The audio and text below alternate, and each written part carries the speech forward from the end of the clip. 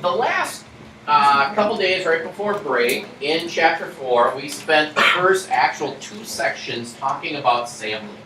Good sampling techniques and bad sampling techniques. Okay? Convenient sampling or voluntary response sampling, not very good techniques because they can lead to bias in our collection of a sample.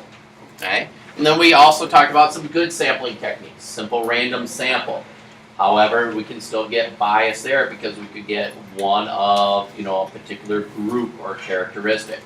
We talked about stratifying. Right? We also talked about cluster sampling.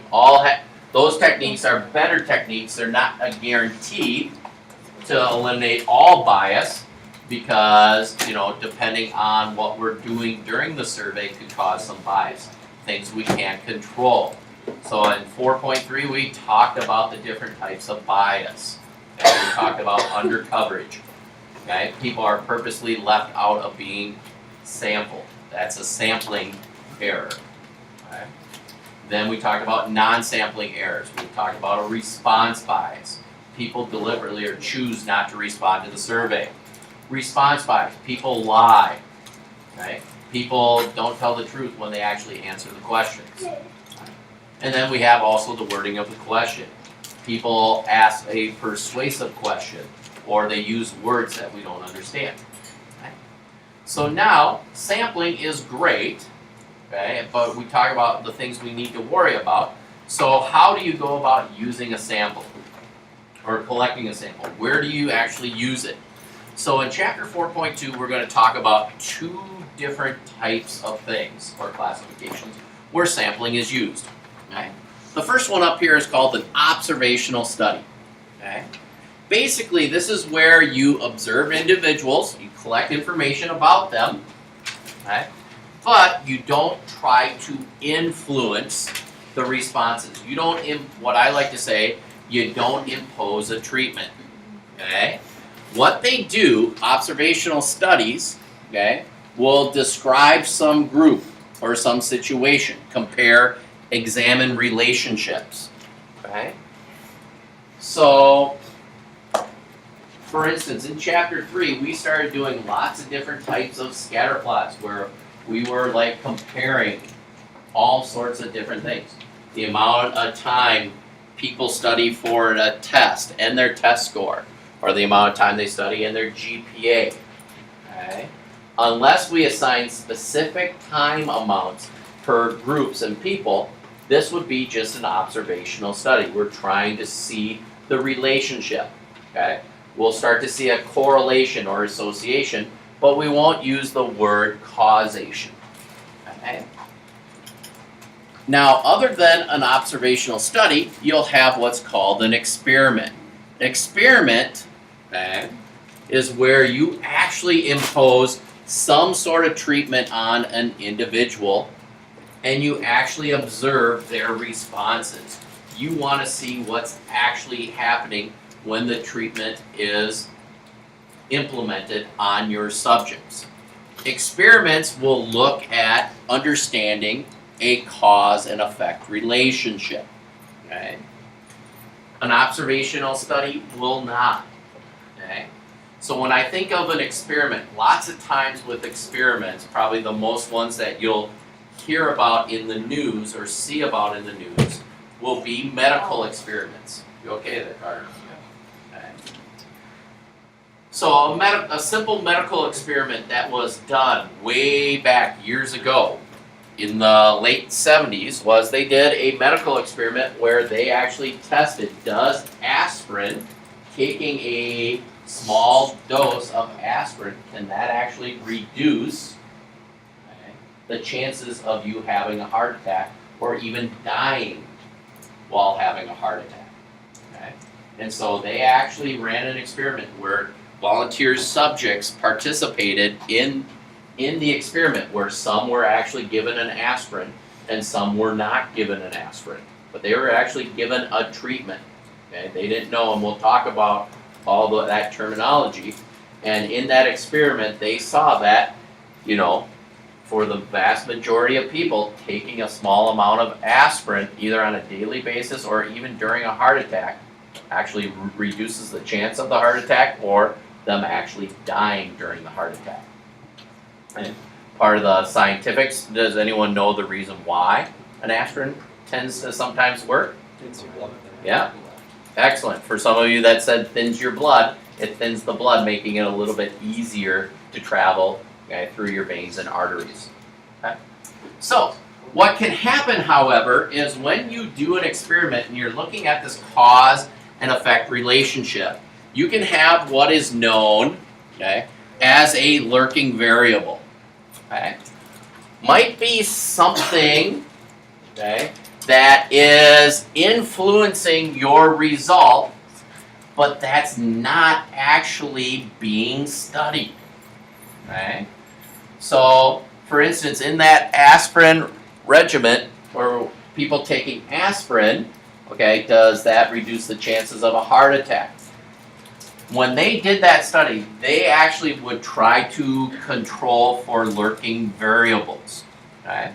Lurking variables are things that would cause people to either potentially have more heart attacks or less heart attacks, or could be the reason for the heart attack that's not being necessarily controlled.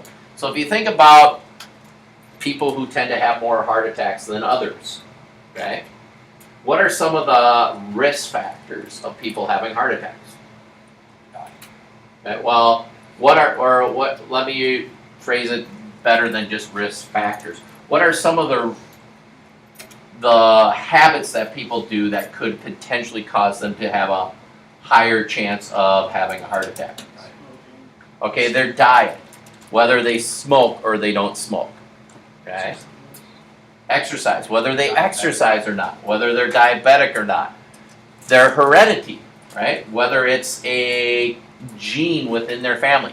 So all of those things that we are mentioning could potentially be what we call a lurking variable.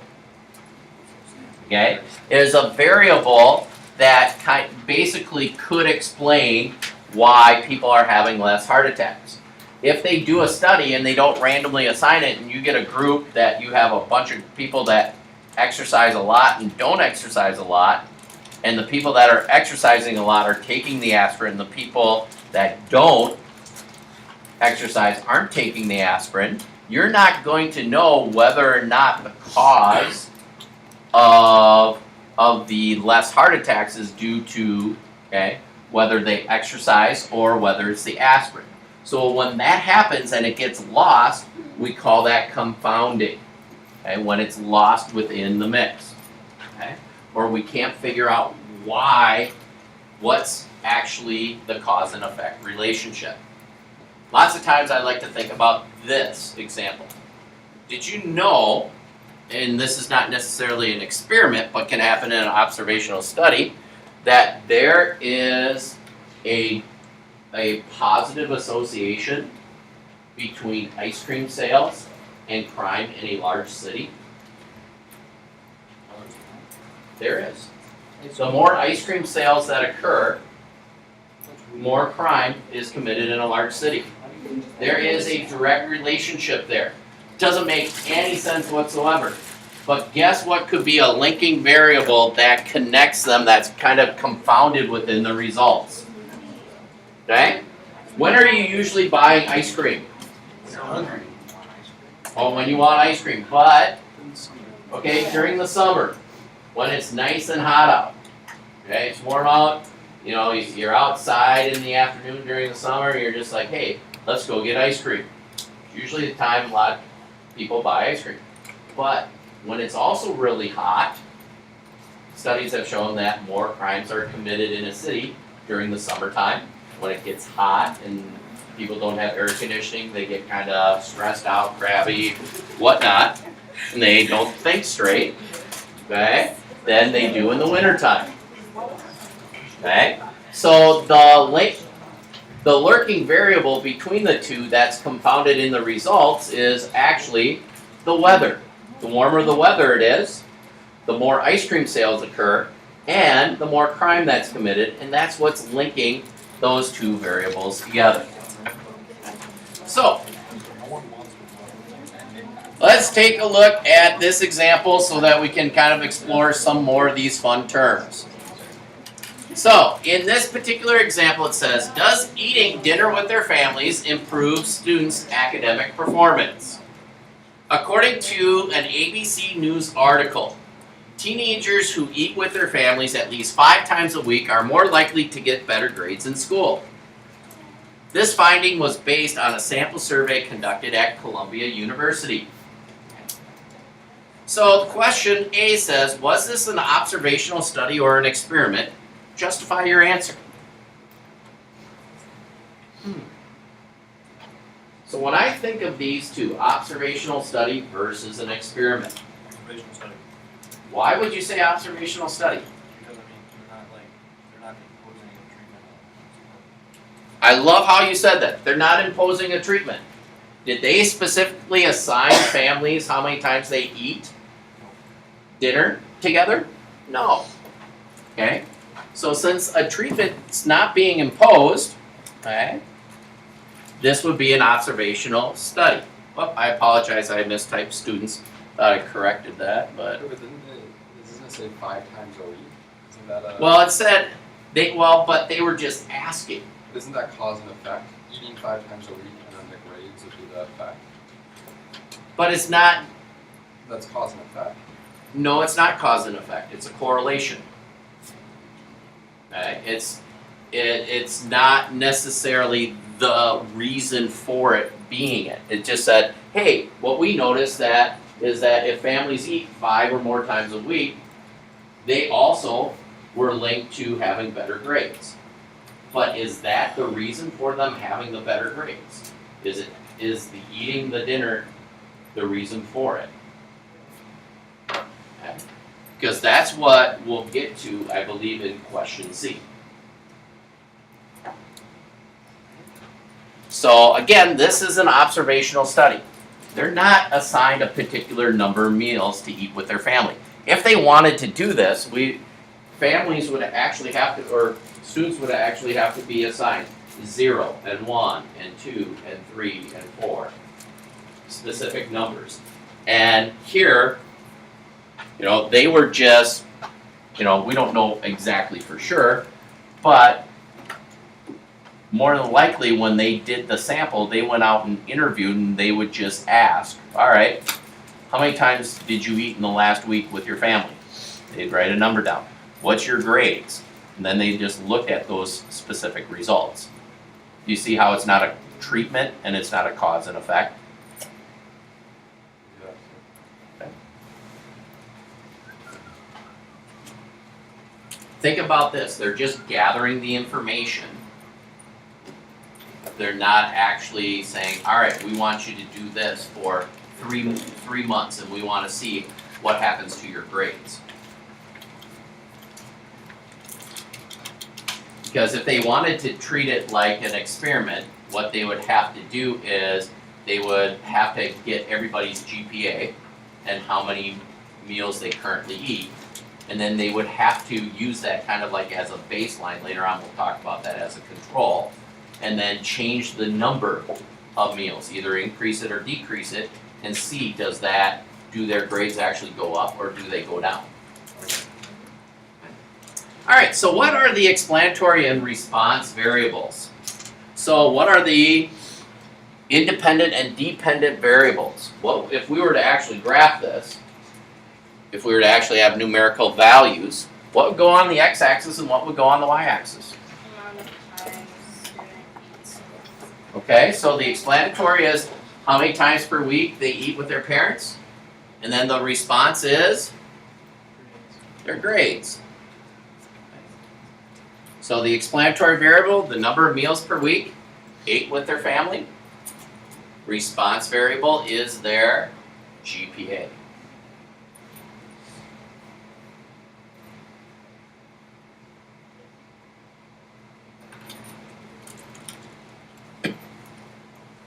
What's nice is both of these are actually quantitative, so if we actually started collecting some data, you could do a scatter plot.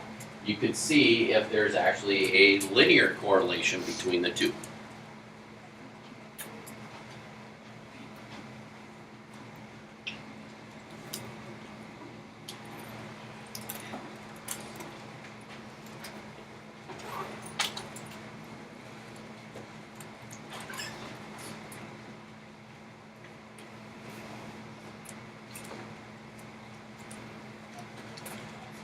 Now this sometimes can be a little bit harder for some students, and sometimes our answers can definitely vary. Okay? So it says, explain clearly why such a study cannot establish a cause and effect relationship. Meaning, suggest a lurking variable that may be confounded with whether families eat dinner together. Okay? So how could eating dinner together and good grades be potentially linked with another variable that is connected to both of them? Kind of like that ice cream. Okay, eating ice cream and crime was linked by weather. How could eating dinner and good grades potentially be linked? Okay. If you're eating dinner a lot with your family, what might be true about what your parents might do? Ask you about your homework, right? When you're eating dinner, so they might be a little bit more involved in your schooling and your homework and be asking you lots of questions. Okay? So they might be willing to help you out with your homework, okay, more often. So that's the lurking variable. Okay? So in our case, there might be these lurking variables that come up. There could be definitely more than one lurking variable. Okay? So sometimes there could be many. So like if we're talking, if the one where I was talking about aspirin and heart attacks, if it was more of like an observational study, we could talk about how diet and exercise and heredity and all those things could, potentially be lurking variables. Okay, that could also explain the reason why they're having more heart attacks or less heart attacks. Okay, when we talk about it, at least in this example being confounded, we're actually trying to connect the two together by another variable. So when I think about this one here, families who tend to eat more meals together, more than likely the parents are more involved in their kids' schooling. Meaning they're going to, at dinner time, ask them about, hey, how's school going? How's your, do you need help with your math assignment tonight? Do you need help with whatever else it is in their child's education?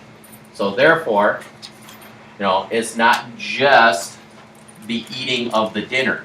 It could be because, hey, they eat dinner, they're also involved just in their educational lives more. So it's not just solely, hey, if we sit down and eat dinner, you're going to get better grades.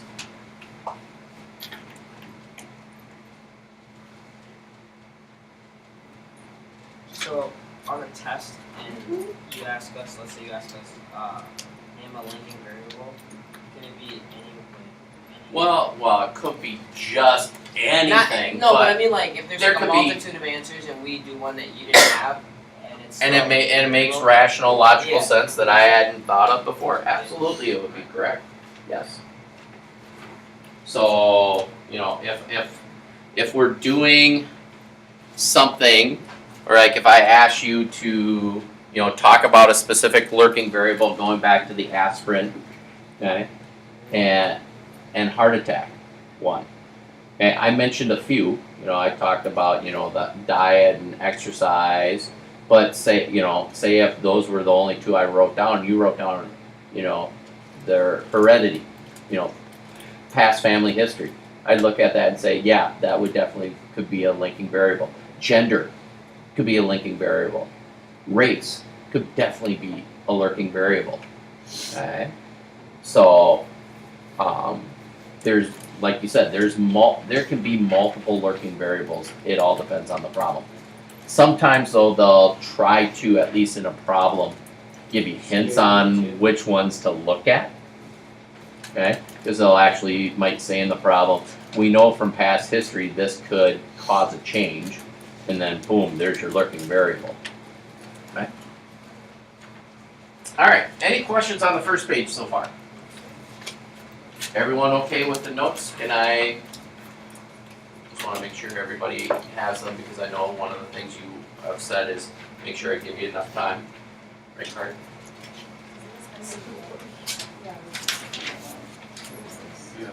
Alright, let's turn to the back page where we're gonna just talk about some of the language among experiments.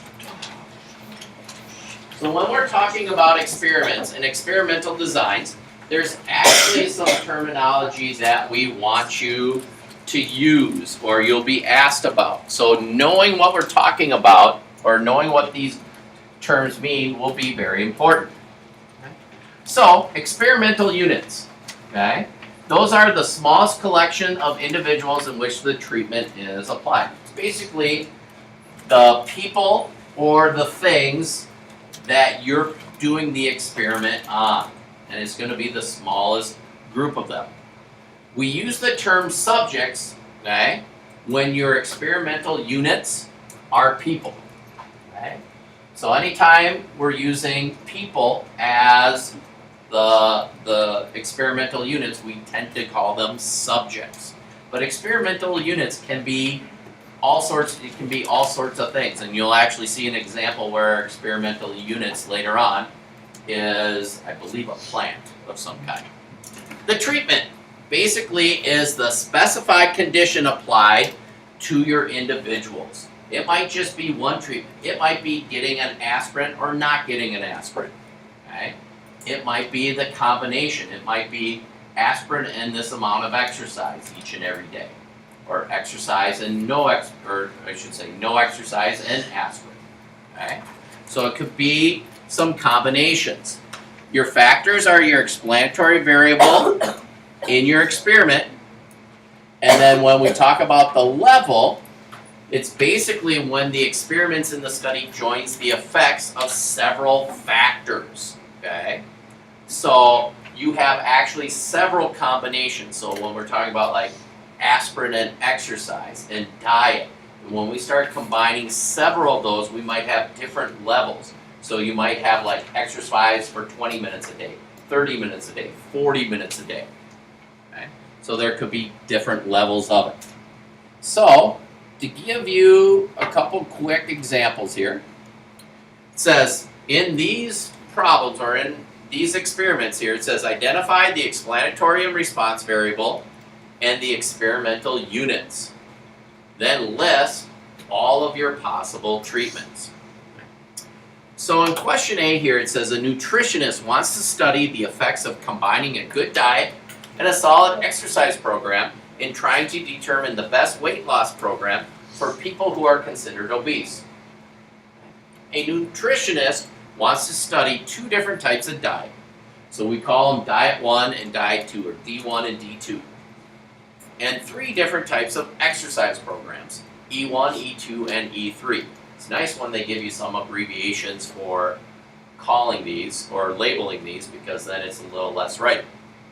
At the end of the program, each person's amount of weight loss is recorded. So we have four things we want to identify here. We want to identify the explanatory variable and the response variable, our experimental units, and then we want to list all of our treatments. So the explanatory variable. So the question is, what are the factors? What are we trying to test here? What is the nutritionist doing? Diet and, okay, so a combination of diet and exercise programs. That's your explanatory variable.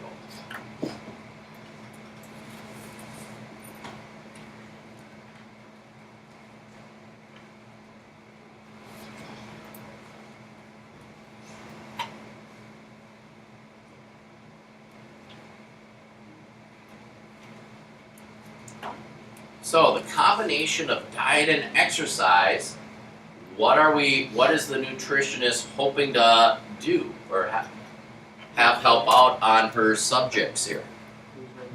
Lose weight, so she's gonna measure, so the response is gonna be the amount of weight loss by each person. So as it says here, at the end of the program, each person's amount of weight loss is recorded. She's going to take a look at how much each subject will lose.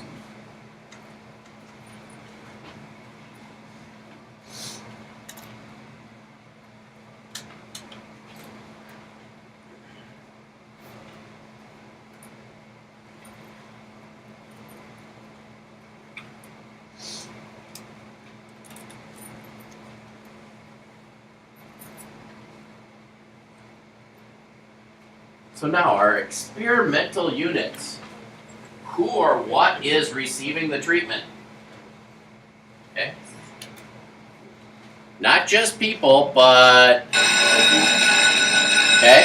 So people who are considered obese, or if you said obese people, and notice how I should have said subjects, forgot the S yet again.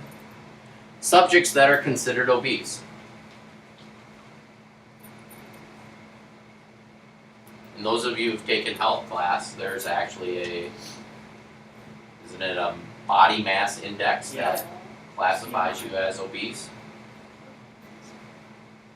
I don't know what the exact number is, but like if your body mass index is above 20 or 30 or 40 or something like that, you're classified as obese. They'll be like overweight and then obese.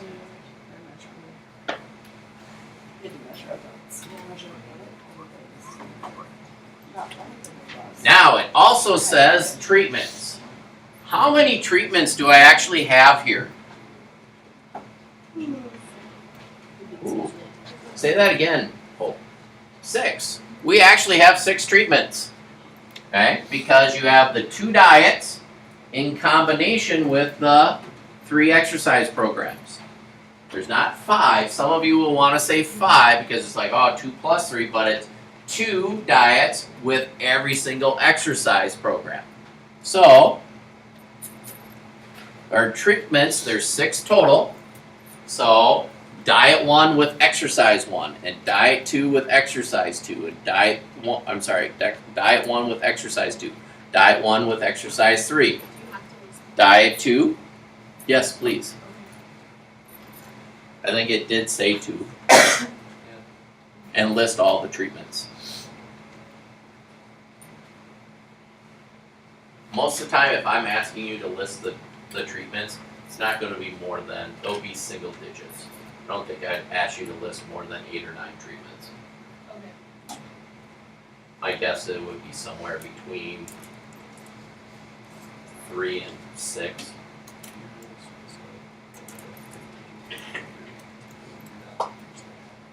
Say that again.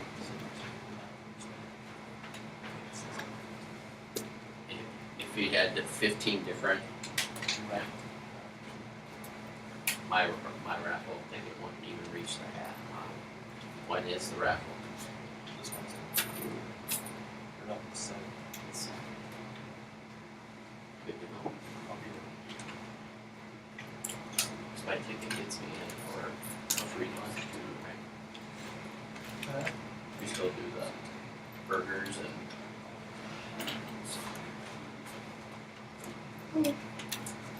Alright, let's take a look at our last example here. Then we'll give you some time to work on your CFU problems here. Ooh, that's a big one here. Does adding fertilizer affect the productivity of tomato plants? How about the amount of water given to the plants?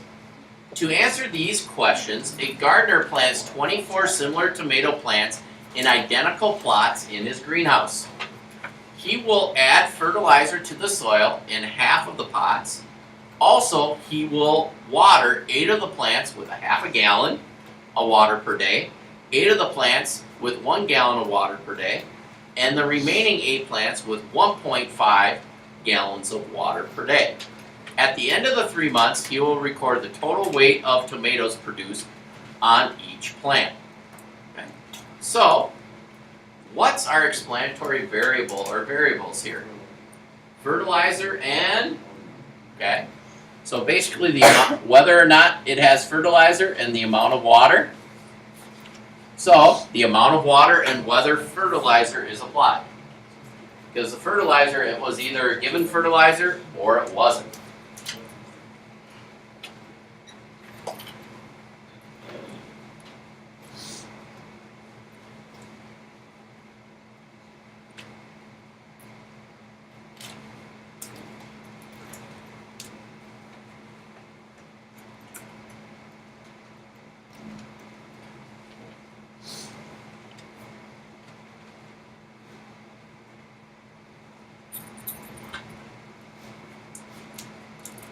So what's our response variable? What are we gonna measure to determine which treatment's the best?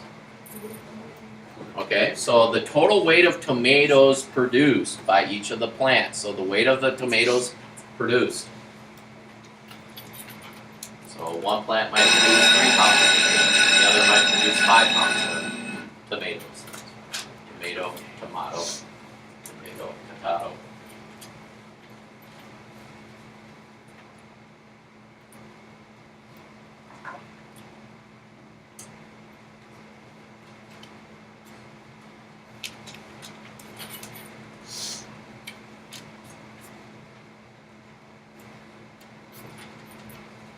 So what's our experimental units here? Are they subjects? Are they people? No, they're what? The tomato plants. And if you wanted to, you could write here in parentheses, we had a total of 24 of them. But the experimental units are definitely our tomato plants. So you can see how they don't have to be subjects. They can be plants, they can be cars, they can be all sorts of, our subjects could be coffee, because we got a lot of Starbucks in here today. Coffee.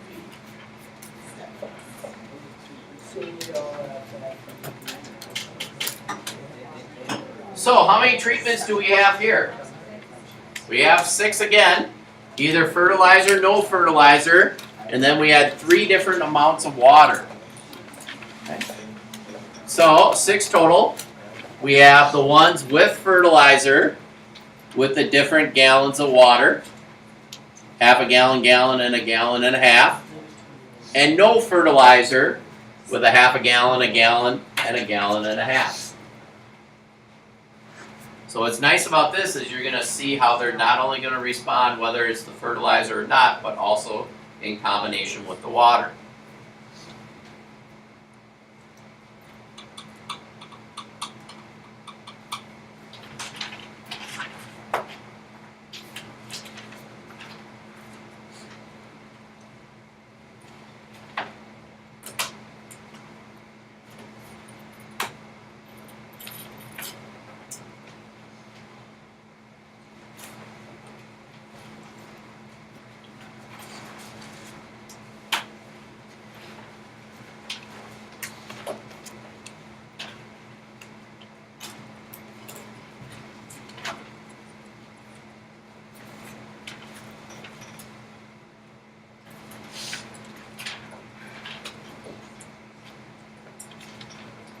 Alright, any questions with observational studies and experiments and identifying some of the terminology? Wonderful.